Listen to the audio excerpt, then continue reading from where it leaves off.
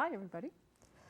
I am from Free Press, and I'm going to be talking about public access and democracy, pretty much, and the importance of PEG, which is public access, educational, and governmental programming in the media landscape that we have today. And Free Press, I just wanted to say, is a national organization, and I'm just going to bring you to our website. Hopefully, it will go there.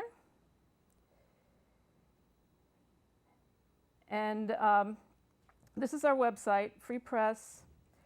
And we happen to be based in Northampton, but we are a national organization. And our work is focused on policy in Congress and at the FCC. And unfortunately, we don't have the capacity to be locally involved in local issues, but when we can, we lend a hand, and we're here, and we love to see more local activism on media issues in the Valley. And we help connect people whenever we can. We're nonprofit and we're nonpartisan.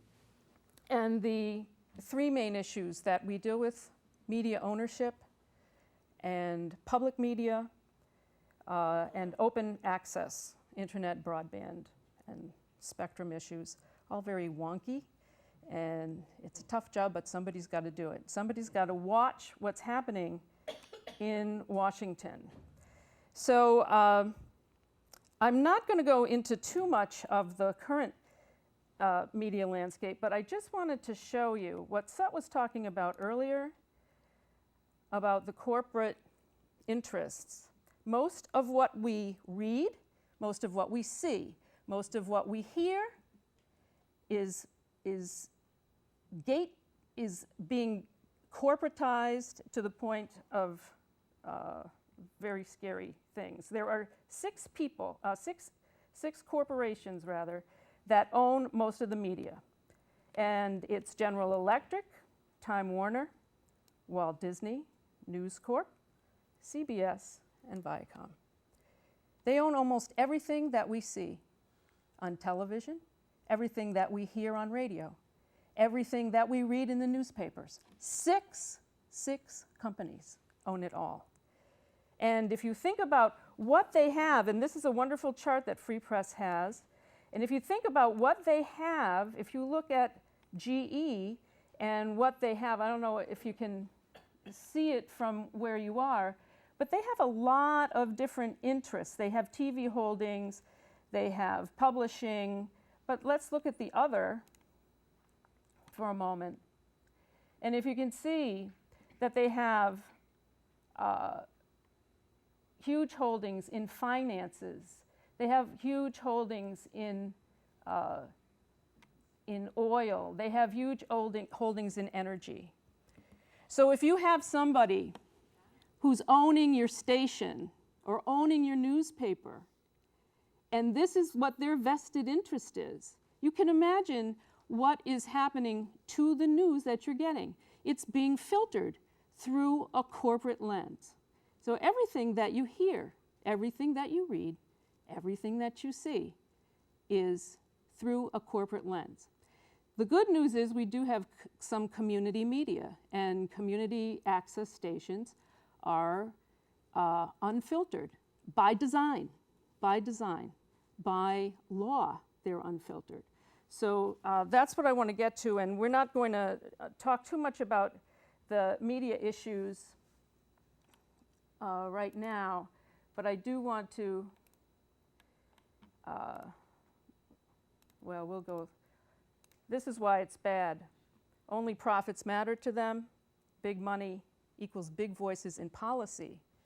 So it's the policy people get the corporate voices in their ears, and everyone else is left out of the picture. And PEG is seen as a threat to these corporations, seen as a threat. So these are the reasons that Free Press really likes to help our community media friends. And I'm just going to go through a little history of PEG. I don't know if a lot of you know the history of PEG. Do you know it? Should I go through this? Because it's kind of interesting how it happened. In 1968, a man named Fred Friendly was a staffer with Mayor Lindsay in New York, and he saw the writing on the wall. He realized that corporate interests were coming into television in a big way, and that cable companies were going to be part of that corporate interest. And cable companies were just starting out then. So he saw that this was going to happen. And he recommended that cable companies set aside 2 channels that the public could use, sort of lease for a minor fee. And after all, he said this was the least that the cable companies could do. They're using our public infrastructure. They're using our power lines, our those telephone poles. They're going underground. They're using our public rights of way, and we should get something back in return. Then in 1971, George Stoney founded the Alternative Media Center in New York. And he wanted to ensure that technologies served the public interest. And Stoney, who's known as the father of public access, was instrumental in getting the FCC to mandate that cable operators fund public access to equipment and airtime, and that was in 1972. And in 1984, maybe some of you remember Senator Barry Goldwater, very conservative guy, but he wrote the 1984 Cable Franchise Policy and Communications Act. And that allowed local governments to require public education or government channels, the PEG channels.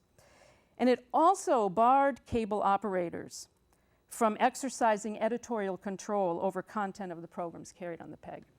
So and it absolved liability for that content as well. So by law, PEG channels are not censored. Comcast cannot censor NCTV by law. And if somebody was talking about censoring before, yeah. So the community itself can decide what their parameters are, but the cable provider cannot. There's nothing that the cable provider can do. And currently, there are over 1,700 community access stations in the country. 1,700, that's a lot. And there are over 1 million public access producers. And together, they create more programming in 1 week than all the major networks combined. So you might think you're a tiny little station here at NCTV, but you are part of a much broader picture. And that's what I'd really like to bring to you today, that you are not alone here. There are many millions of people across the country and throughout the world, really, that are doing exactly what you're doing. And this is something to really embrace in your going forward in NCTV, to understand that you are part of a big family, and that big family can help you out when needed. And you can also, when you get big enough and grow, you can help them as well. So why is PEG important? Well, I'm going to focus more on the P of the PEG, the public access, because educational and governmental programming, you can kind of get why it's important. But the public access, there's been a lot of jokes about public access. Let's face it, Wayne's World, everybody talks about public access as being Wayne's World. There's a lot more to it than that, but that is a myth that's out there, and that's a myth that you all have to dispel with what you're going to be doing. You have to dispel the myth that it's just navel-gazing at these public access stations. They are really compelling reasons to keep PEG alive and public access alive. And the first one is that we can see ourselves. Okay. You know, I was thinking about this today, that what we normally see, I saw Christina Applegate on television last night. You know her? She's a comedian. She's on TV. She was on a talk show, and she was so incredibly painted, kind of. And you could tell that she was uncomfortable with it. And she kept trying to do something with her hair, but her hair was just like a helmet on her head, you know, like it was just like stuck there. And I started thinking about how we love to see, we're sort of recoil in horror when we see celebrities in pictures that they're not made up. You know, you see pictures of Britney Spears or somebody and they're not made up, and we're like, oh my God, she just looks like us. What a travesty, what a horror. How can that be? We're so used to having people look painted and unreal in some ways. We don't know what we actually look like as human beings. This advertising corporate world has made us into something that we just can never, we might aspire to in some ways. I mean, even I aspire to it in some ways, I suppose, but we're never going to get there, you know? And we actually have a lot to offer as ourselves, so we need to see ourselves. And when we can see ourselves, we start to get a higher level of a community psyche and even individual psyches.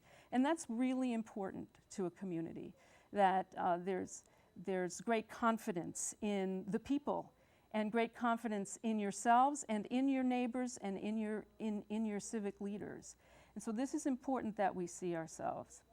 And there's still something going on here that I can't really, I hear that there's something happening, but that film is still running. yeah, I know, and it's still going. I guess I could go to menu. I'm sorry. Well, that's okay, but all I want to do now is shut it off, and I thought I did, and I didn't. Well, as long as nobody else can hear it. The other reason is TV is still an important part of our media diet. Even though the internet, and people are talking a lot about the internet these days, and the internet is a wonderful resource, but in terms of news, in terms of what's out there, what's going on in the world, TV is still the #1 way that people get to see their news. So this is very important. And it's a good tool for learning how to produce media as well. And I think this is probably one of the most important parts of public access stations, is that you learn yourself how to do it. And you teach other people. Sut was talking about how important the stories are. This is what's important, that we tell our stories. We tell our stories to each other. There was somebody talking about, oh, well, wonder if we're just talking to ourselves. Well, you know what? That's okay. If we talk to ourselves, that's all right, because we need to hear our own stories, and we need to hear them. And we need to see other people's viewpoints. Even in the same community, we need to see other people's viewpoints. We can't always be just talking to ourselves. Or when Sut was saying, well, we don't want to just talk to ourselves, what he means is that we don't want to just look through our own lens. But it's okay if you look through your own lens, if somebody else can look through their own lens and have access to the station as well. Because there's never going to be somebody who sees everything for all people. That's not what it's about. It's about every person having their say. This is what cable access is all about. It is about the voices who aren't seen, the voices and the faces who aren't seen every day on TV, that it gives them a place to be seen, to be heard. This is the biggest asset for public television. And for people to be able to tell their stories and for the community to listen to those stories, very important. And you're also a part of the larger community, along with low-power FM stations and local alternative papers, along with community internet sites. We're a big part of that family as well. And these outlets are not only important for local news, but they're very important for national and international news that's not seen on the mainstream media. And of course, that's why Democracy Now! And Amy Goodman she has such a following, because it is not what you see on mainstream media. She gives you voices that you don't hear other places. And she has said, when she's come here, she said, you know, Democracy Now! Goes where the silence is. And that's what community media can do also. You can go where the silence is. And this is so important for our community, especially in this climate of corporatized media. So, with that, I'm going to give you some bad news. And this is about PEG under siege at this moment. And there are 3 areas that it is under siege, and that is from state franchising laws, from municipalities that need the money or taking away the franchising fees, or not giving it at all, and also underutilization of the stations. All 3 of those things are threats to PEG. State franchising. What this means is, as you know, Northampton negotiated contracts with Comcast for the station, for the channels. Okay. Each municipality has their own franchising process. Each municipality has their negotiating rights. What's happening now is that 17 states have said that they do not want to have municipalities having the say that it's going to be taken over by the state. They have this boilerplate franchise. They're all written by the AT&Ts and the Verizons of the world. They're written by telecommunications companies. In Massachusetts, and I'll talk a little bit more about that later. And in Massachusetts, we have a bill that's right now it was brought forth by Verizon, and the municipalities came out in full force. And after hearing at the State House back in June, that was attended by over 500 people, and Mayor Higgins did testify on behalf of PEG at that hearing. It's been sent to study group, and that's where it remains right now. So it's sort of in a limbo right now, but it's still out there. So we do have franchising bill here in Massachusetts that is viable. Keep It Local is a Massachusetts community site that it's keeping up with the latest information on the franchising. So you can go there and get some information. You can also go to Free Press, and we have lots of information too. We have a state tracker that you can go to any state, click on it. It tells you all the bills, where they are. We keep it very current, so you can always go to freepress.net and get that information. So,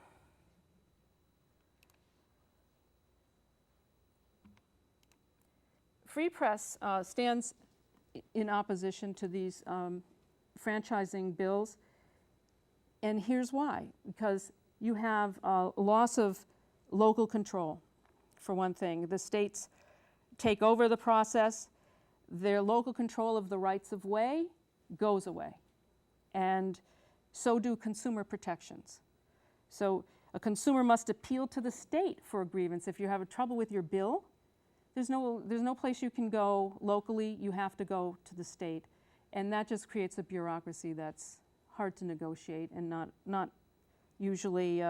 It's usually done better at the municipal levels. No effective build-out requirements. That means that right now, cable companies have to, it takes them a while. You don't, you know, you have to dig the wires and all of that, but you will get, everybody in the municipality will get cable eventually. With these new laws, no. The telcos, as we call them, telecommunication companies, they're able to cherry pick. Oh, well, this is a very lucrative market. We'll go to this town, but we're not going to go over here, or we're not going to go to the rural areas. So rural areas and poor areas, forget about it. They don't go. And this is now by law okay. The states have made this, the 17 states that have done this, they've made it okay for that to happen. It's hard to compute, but they've done it. There is no assurance of a neutral, most of these, of course, not only do you have your cable, but you also have your internet access as well. There is no assurance that you are going to have a neutral net. There's no assurance that AT&T won't send you to their sites faster and slow up other sites that are competitive with theirs. There's no ruling that says that that can't happen. And also, there's no PEG protection. And many state bills have weakened PEG considerably with what they've done with the franchise fees. They've made them optional. They've gutted the negotiation process. They've changed what the company must provide in terms of access.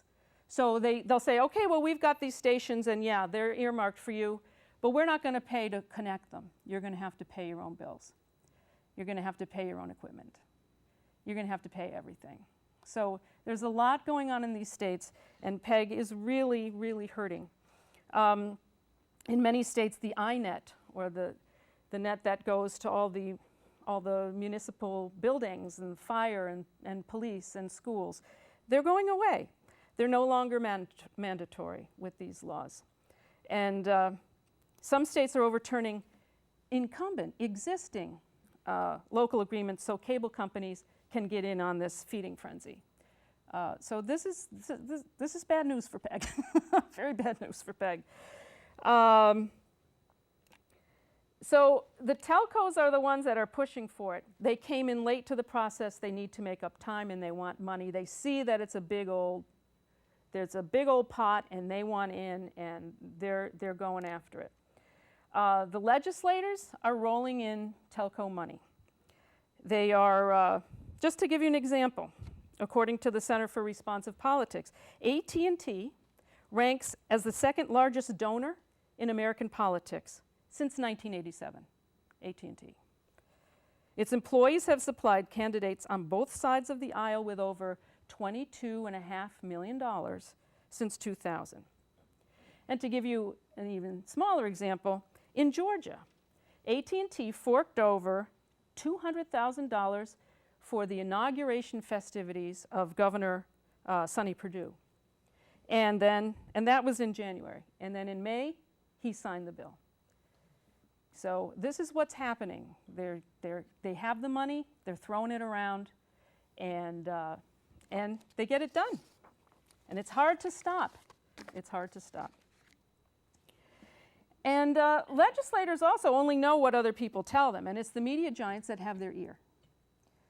Not only do they have the money to line the pockets, but there's also a revolving door between lobbyists and legislators. The acting attorney general, for instance, Peter Keisler, longtime AT&T lawyer. So you see coming out of the Justice Department, you see initiatives to do favors for the telcos. And now we have an interesting, as if your eyes aren't glazed over enough, we have another interesting idea that now the FCC, which is a federal regulatory body, okay?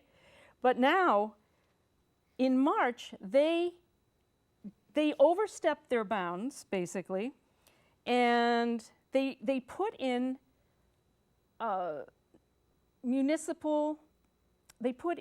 regulations for negotiation for municipal and cable providers. So municipalities and cable providers now have to go by these FCC rules. They're being challenged in court, but right now they're also being challenged by the telcos and the cable companies. So what it means is if you don't have a contract in 90 days, they have a 90-day shot clock. If you don't have a contract in 90 days, then they can do what they want. They can have an interim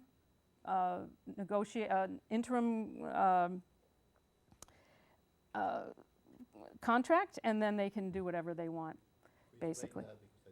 Okay, so what happens is the negotiation process can go on for a long time between a municipality and a cable company, okay? So this can go on for several months. Well, the cable companies have been doing it fine, and actually some of the telecommunication companies, Verizon, for instance, in Massachusetts, they've gone into many of the towns and negotiated their own contracts. What's happening now is the FCC is saying it's too long, too lengthy a process. We want competition in there.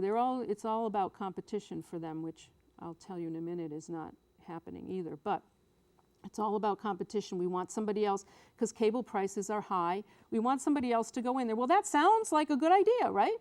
We want cable prices to come down. But what's happening is they don't come down.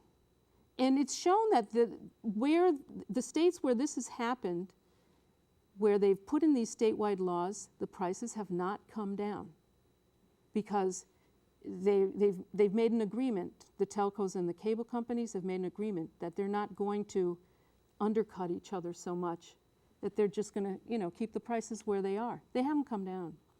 Only in a few cases have they come down. But anyway, getting back to the 90-day shot clock. So they have 90 days now.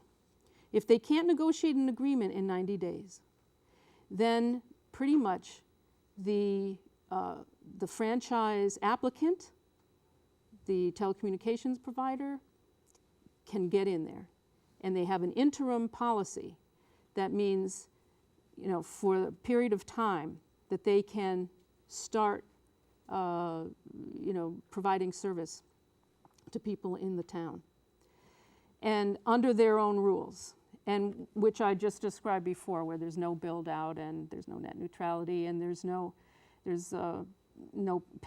very few PEG obligations. So that's what's happening. And now many groups are taking the FCC to court over this, because this is way beyond their jurisdiction.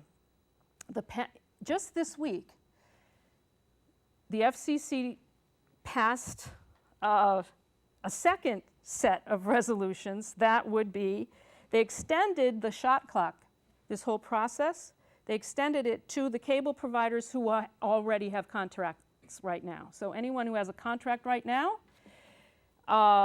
these rules apply. So if their contract includes a higher franchise fee than 5%, if their contract includes, sometimes they get more perks than what is normal, in their contract negotiations. Well, if you wire up the senior center, or if you wire up something else, that'll be good. Something that isn't necessarily an INET thing.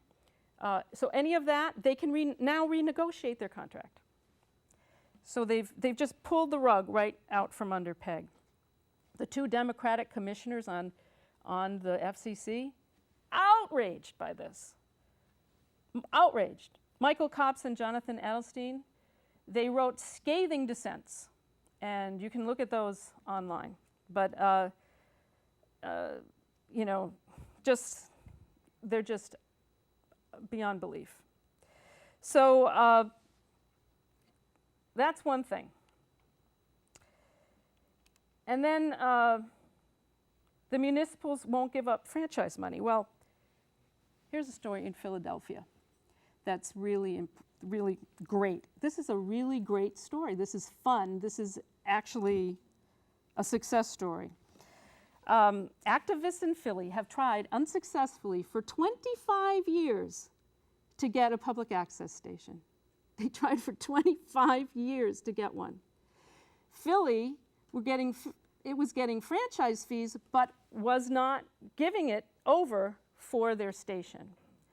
So after 25 years, they got a coalition together, the coalition for the last 10 years. I mean, the coalition, religious groups, civic activists, arts and cultural groups, you name it, disability advocates, media professionals, you name it. They were part of this coalition. They decided they were going to sue the city, and the city finally, after 25 years, just this September, said, okay, we're going to give you the station. So let's face it, cities are hurting, and so if cities can take the money, they're going to try to do it in some way. I mean, if it's out there not being used. And so luckily, our mayor now, Mayor Higgins, you know, she worked hard with those negotiations. She understands the value of PEG. She was here earlier today. If she's one person, I mean, anybody else, you don't know. You don't know who you're going to get next. You don't know if that person will be such an ardent advocate for PEG. And so PEG has to stand on its own. You know, your NCTV has to stand on its own. And that brings me to underutilization. And I'm going to try to get this up. These are all the stations, not all of them, but this is a list of about 700 public access stations, and you know, you can click on these and see the stations and see the websites and see what they're showing, and a very nice resource. And how do you get the news yourselves? this is communitymedia.se. Communitymedia.se. You have a handout because Yeah, I do. I have a handout. This particular one isn't on there, but I can write it on there for you if you'd like.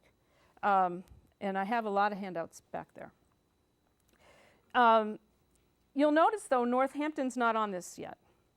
And it should be. It must be on this at some point.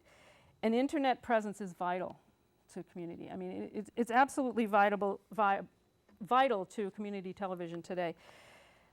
It can be as simple as a blog with the scheduling and programming and calendars and stuff like that. But the better it is, and I'm going to talk about this a little later, it's how people look things up these days, and NCTV really has to have a continually updated website.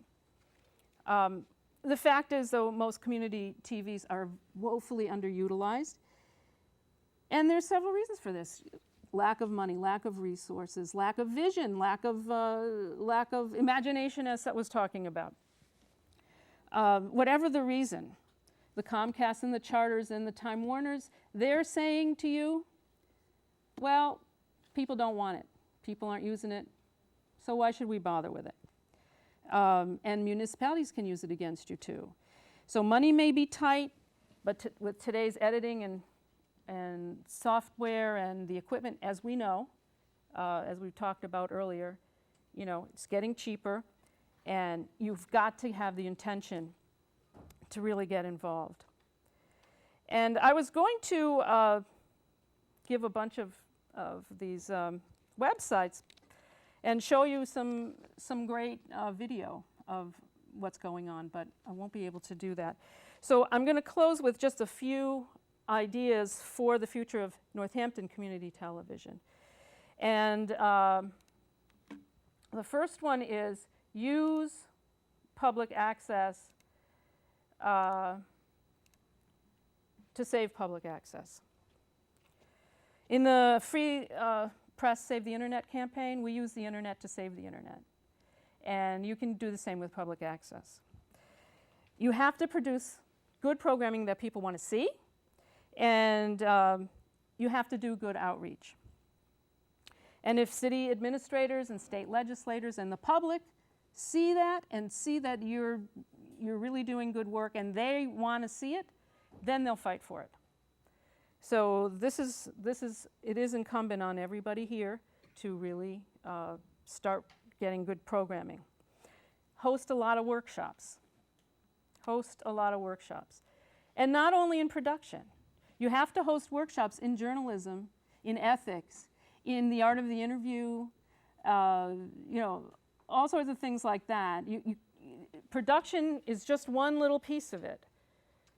So we need to really understand our role when we get into journalism and public affairs, and writing. All of that is necessary.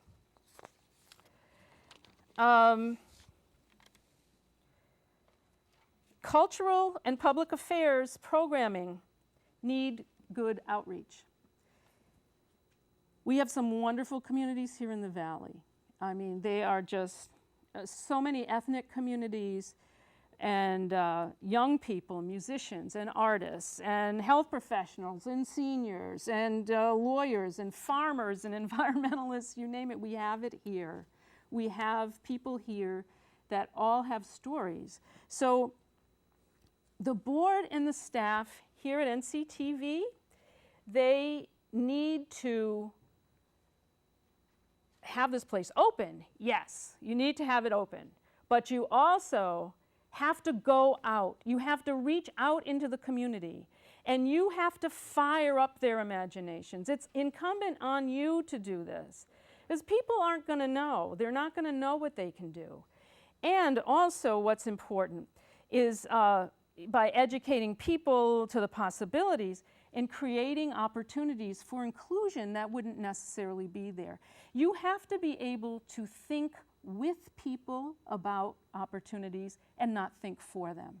So go into the community and get an idea of what the needs are from that. A very organic process of what a community might need. Because community television is really for the small pieces, as I said before, of the community. And it's okay to have, you know, maybe a program that is really important for 20 people.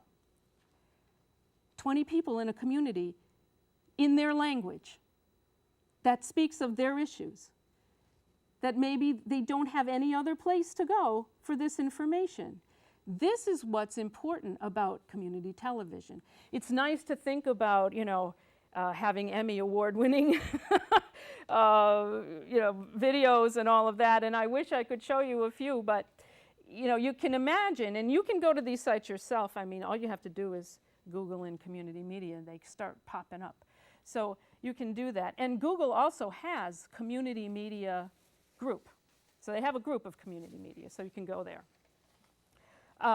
But the beauty of public access is that a program can be tailored to a very few people. That's what it's for. Really, that's what it's for. And they can learn about the political landscape of a town. They can learn about city services in their own language. And that's what's important. So, you know, look to reporters and bloggers and civic leaders who are involved in these civic affairs to host the shows, community leaders. And we're in the midst of incredible academic institutions for international and national affairs. Reach out to professors, grad students, and of course offer free time who are running for office and that sort of thing, and televised debates and the meetings, city council meetings, and the planning board and the school committee. I think those are all really good ideas. Develop a strong internet presence. Oops, sorry. Whoops. See, that's what happens. No, I don't want that. There it is. Okay. A strong website can act as a conduit between the station and your and the public at large. This is the way people are getting information, especially youth. Young people, this is the way they get information. So this is really important. You can put up promos of different shows. You can archive full-length shows if you have that kind of bandwidth. The site can be a place where people come for community news. You could throw community news up there too, you know, what's going on. It can really become a destination. It makes it easier to share your information with other community stations.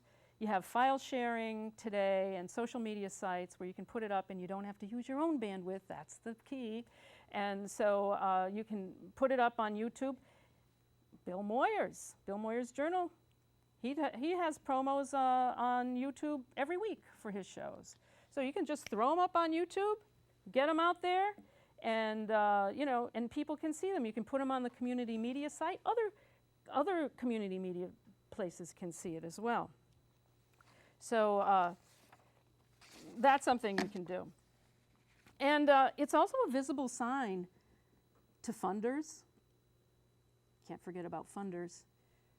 Visible sign for funders. And it's also a visible sign to legislators who, you know, that if you're reaching people, that you can see how many pages, you know, how many clicks per view. Okay, well, we got 300 people yesterday. We got, you know, 1,000 people clicked on the site for this information. So very important. Another thing, engage with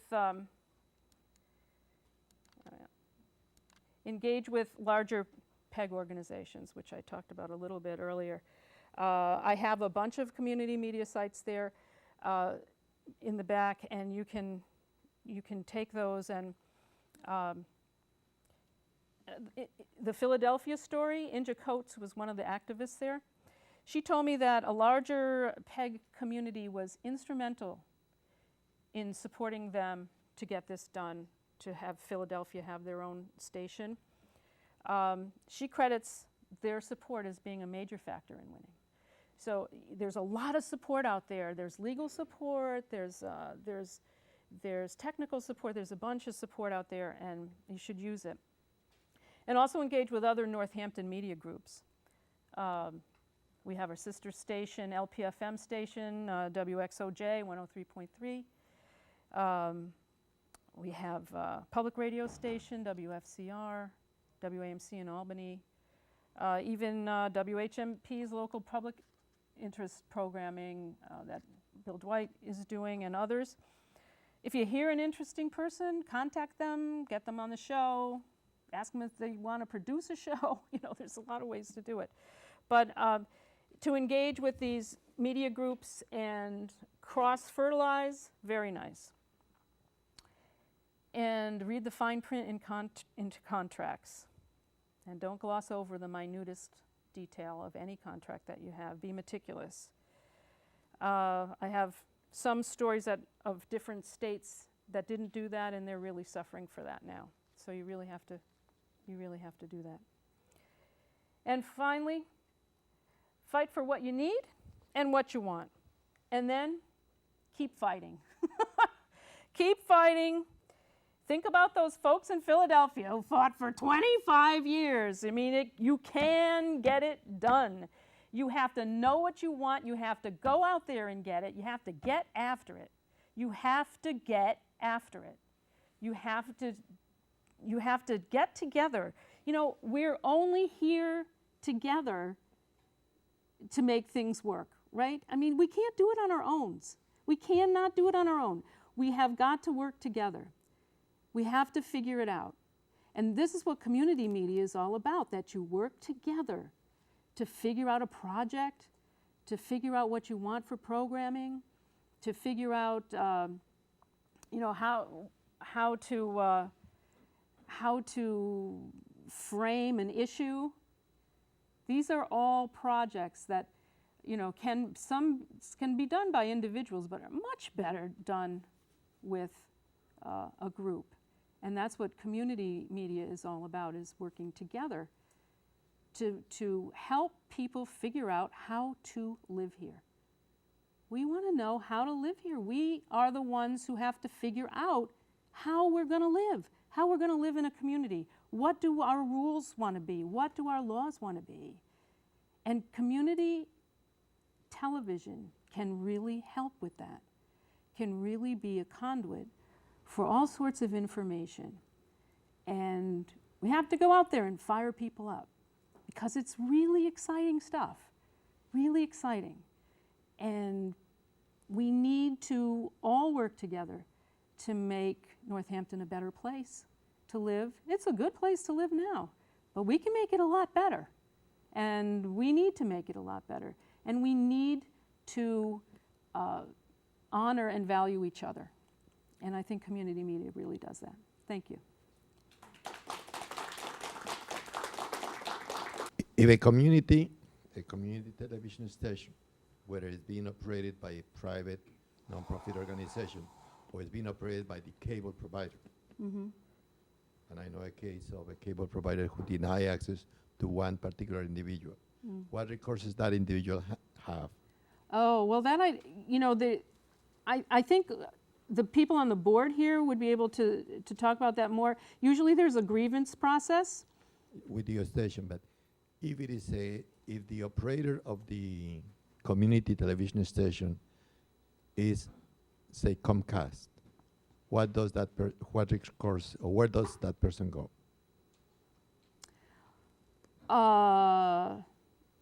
They would have to.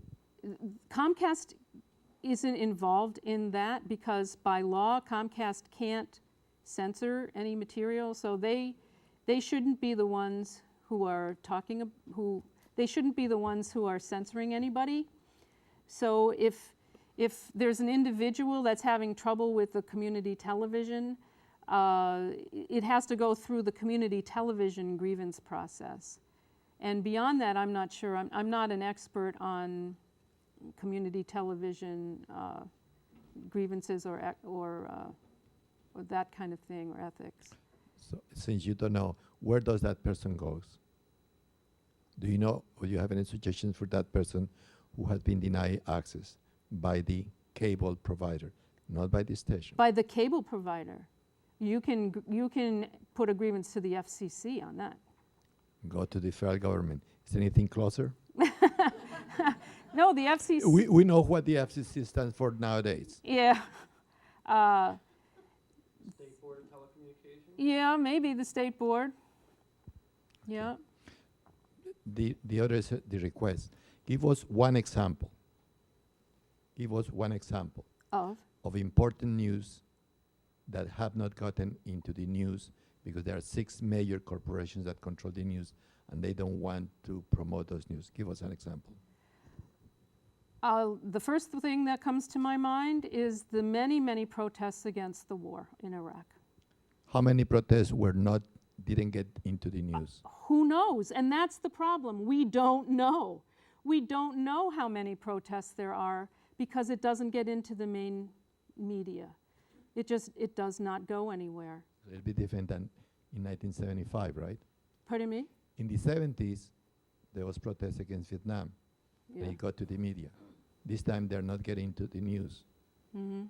What's the difference? What makes the difference? Well, wow, that's a big discussion. Well, But let me start with this. Under President Reagan, we had the deregulation law. And the deregulation law meant that little by little, all cable stations, all newspapers, all media outlets were being purchased. Until now, they are all controlled by 6 corporations that really have the same shareholders, or similar shareholders. So it really is a group of people that are controlling. yes, What we see, what we don't see, what we hear, what we don't hear. that's right. They decide that. 6 people, and it's called a country with a free press, but it's not. The only difference that it makes is these community television stations and probably the internet. Now, how does that compare? Now I have another question. Community television stations versus direct TV, because the guys that do it from satellite do not need to have a community television station, do they? That's right, and that's a big problem. And you bring up a really good problem, a really good point, is that the satellite people do not have to do this. And really, the corporations would love to see community media go away. You know, they would love to see that, especially if they have to provide funds for it. So broadcasters like CBS, NBC, ABC, they have their own public interest obligations that they have to meet. And they need to have a certain amount of local programming. They have to have a certain amount of children's educational programming. There's a bunch of stuff that broadcasters, because broadcasters are using our airwaves, which are our public resource. It belongs to the people, it belongs to us. But they use it, and they use it for free. So when cable came into the picture, then they said, well, cable needs to have some kind of public interest obligation as well. So they did this thing with the public access, and this was their public interest obligation, which they're desperately trying to get out of now, but this was their public interest obligation. Satellite, however, no public interest obligation that I know of. They don't have any, I don't think. It's just, it's a good question and not a satisfying answer, I'm sorry to say. But this is the state of media policy, and this is what Free Press is trying to change. Because Free Press would like to see much more all-encompassing broadband policy and making sure that we have protections for what goes through the wires, what goes through those pipes. Because right now, as the law stands, that it can happen that these corporate interests can block certain websites and make others go more quickly. There's nothing, right now they're not doing it so much because they don't want Congress to come and regulate them. So they're kind of on their best behavior right now and they're not doing too much of it. But it could, but it's starting to come out now that they are doing it in certain ways. There are certain file sharing. Can you tell us what They are the blocking. chairman of the FCC wants to do before December, and what can we do to prevent it? What the FCC wants to do, you mean in terms of ownership? Media ownership? Before December. Yeah. Well, yes, we have, Free Press has a huge website called Stop the Media. And you can go there, get all sorts of information about media ownership, and we have actions that you can take, that you can write directly to the FCC through our website. And it goes, a lot of times when you sign a petition, it goes in under one petition and a lot of names, but these are, you actually file yourself to the FCC, but it makes it very painless. So, you don't have to go through all the rigmarole that the FCC, if you go to the FCC and try to do it, it's a lot harder. We streamline that process, but your statement actually goes to the FCC and gets in there and counted as an individual comment. So are there any more questions here for Stevie? Anybody else have a question for Stevie? Hi, I have maybe a quick one you might be able to answer. I was always curious, why is the open collusion that cable companies participated in mass, like Charter and Comcast, they've carved up the market apparently and won't compete with each other. Why is that tolerated? Well, that's a really good question. And Clearly it's got to be against the law. Like if you call Charter to try and get service in Northampton, they won't give it to you. right. And that's part of the negotiation process. In some ways, the state franchising was supposed to address that, but the laws were written in a way that didn't really address it, and in some ways have made it worse in the ways that I described earlier. So it is a really good question. I don't have a really good answer for it, unfortunately. We need better laws. We do need better laws. We need better policy, and we need people who are actively engaged in creating that policy. Do you know if anybody's ever challenged that? Or filed a lawsuit or anything of the sort? I don't. I can try to find out, but I don't know. But I can try to find out for you. No, I was just curious. Mhm. It's clearly illegal. I don't know if it's illegal, but it's certain. Yeah, it's legal, but it's certainly not. It's not in the public interest. It's policy that's not in the public interest. My assumption I meant when it was illegal is my assumption is Charter and Comcast and other companies have already gotten together to discuss this previously. You can have this Yeah. market, we can have that market. Yeah, that they're not supposed to do that. Right. I'm just making the assumption that they have. Yeah. Well, I don't know that they did. I know, and I can't say that they did either. Mm-hmm. But the whole idea that, and this is what they're calling competition, that there'll be one cable provider and one telecommunications provider, giving you video services. But that's not really competition, because you want several cable providers and several telecommunication providers and maybe other kinds of providers for video services as well. Who knows what's going to come down the pike. So, we want a lot of choice, and that's just not happening. And part of it is because of the infrastructure of it. It's so massively expensive to build your own infrastructure, to lay your own pipes, lay your own cable. So that's part of the problem. And because the regulation, the FCC has made a choice, and the Supreme Court made a choice in the Brand X decision in 2005 that for telephones, regular telephones, anybody can use those wires, even though they were put up by AT&T perhaps. Sprint can use them, anybody else can use them. And what they did for cable was they said, no, cable's a different thing. The cable provider owns the cable. They do not have to share it with anybody else. So until those laws are reversed, until something happens to reverse those laws, which we're working hard to do, we're stuck with that. We need to have, because it's too prohibitively expensive for companies, startup companies, to lay that pipe. Thank you. Yeah. I think we've come to the conclusion of this whole open house, and we'd like to thank all of you for coming and participating. I think you've been given a lot of exciting information and reasons to get involved, and I think you have really started a really interesting discussion. A lot of the questions you ask are exactly the questions that all of us need to ask, and we need to be researching and finding the answers. They're not simple answers.